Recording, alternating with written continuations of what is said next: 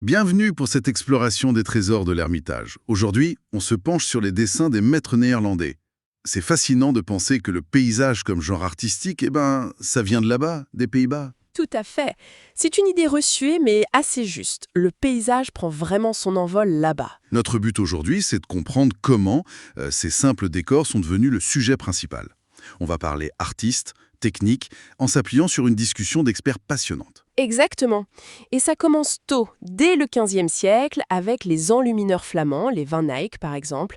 Leurs arrière-plans étaient déjà incroyablement détaillés, Mais le vrai tournant, c'est au XVIe siècle, c'est ça. avec ce qu'on appelle le Weltlandschaft. Oui, le paysage monde. L'idée de représenter une vue panoramique, immense, presque divine. Joachim Patinir est un peu le pionnier, même si on n'a pas de dessin certain de lui. D'accord. Mais on a Cornelis Massis qui le suivait, et l'Ermitage a une pièce de lui. Oui, un paysage avec rivière et rochers. C'est un exemple parfait du Weltlandschaft. Point de vue très élevé, on voit tout.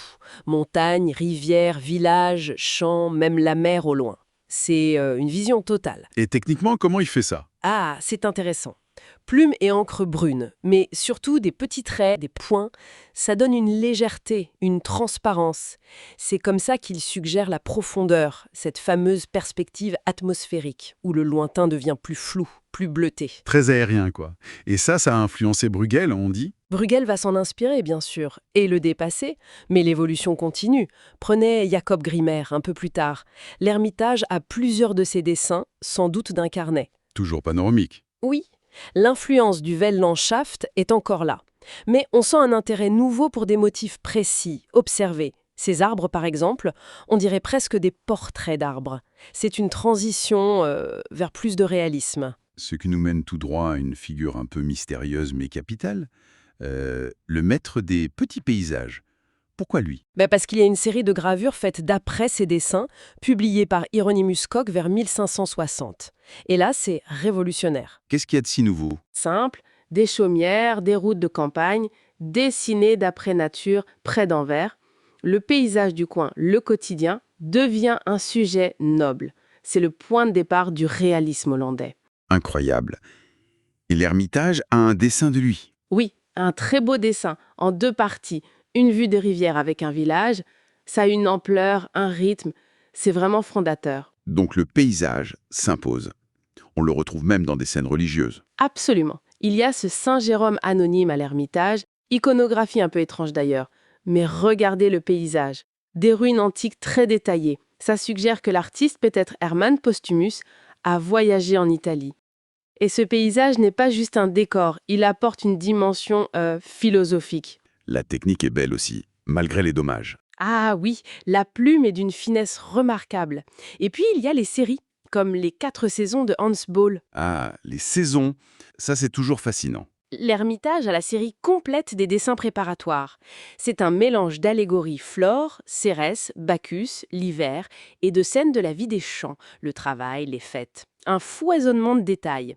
Et petit détail amusant, les signes du zodiaque sont inversés. Inversé, pourquoi? Pour la gravure, le dessin était préparatoire, donc il fallait penser à l'inversion lors de l'impression. Ça montre bien ce lien très fort entre dessin et gravure. On voit ça aussi avec d'autres œuvres, ce processus. Oui, par exemple avec un dessin de Hendrik van Cleve, le Colisée avec des chasseurs. On voit bien comment les hachures du dessin anticipent le travail du graveur. Ou encore le portrait de Franz Floris par son élève, Franz Pourbus l'Ancien. Un portrait dessiné, c'est rare pour Pourbus. C'est le seul qu'on connaisse de lui, et on voit les traces du transfert sur la plaque. Les lignes qu'il a repassées avec une pointe, on dit incisée, et la sanguine, cette craie rouge au dos pour décalquer. Fascinant de voir les coulisses. Et le dessin est différent de la gravure finale. Oui, le dessin est beaucoup plus vivant, plus spontané. La gravure est plus formelle. Ça nous dit même des choses sur Floris lui-même, qui était apparemment très doué, mais un peu dépensier. On ne peut pas parler de cette époque sans évoquer Peter Bruegel l'Ancien. Son ombre plane partout, j'imagine. Immense influence, oui. L'Ermitage a un dessin de paysans marchands attribué à son cercle. Très belle qualité, très proche de son style. Il est sans doute lié à une noce villageoise de Bruegel qui a disparu. Et qu'est-ce qui le rend intéressant? Il y a peut-être une dimension satirique un peu plus marquée que dans les copies qu'on connaît. Ça pourrait indiquer qu'il est plus proche de l'original perdu. Mais bon, l'attribution reste prudente. Il faudrait des analyses plus poussées. D'accord.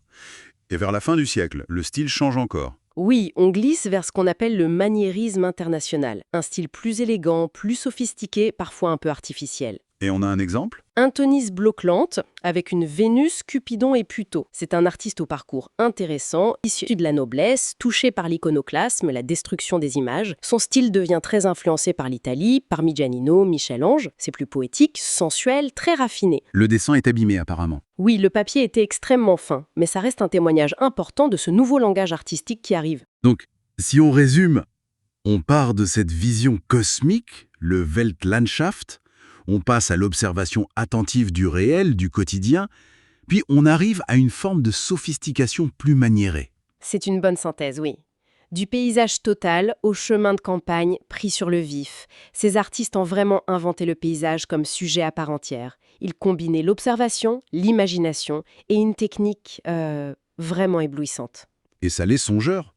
Comment ces artistes, il y a des siècles, avec juste une plume et de l'encre, arrivaient à capter non seulement ce qu'ils voyaient, mais aussi l'atmosphère, l'immensité, le petit détail. C'est vrai.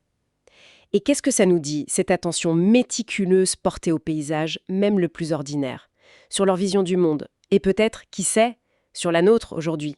C'est une belle question pour finir.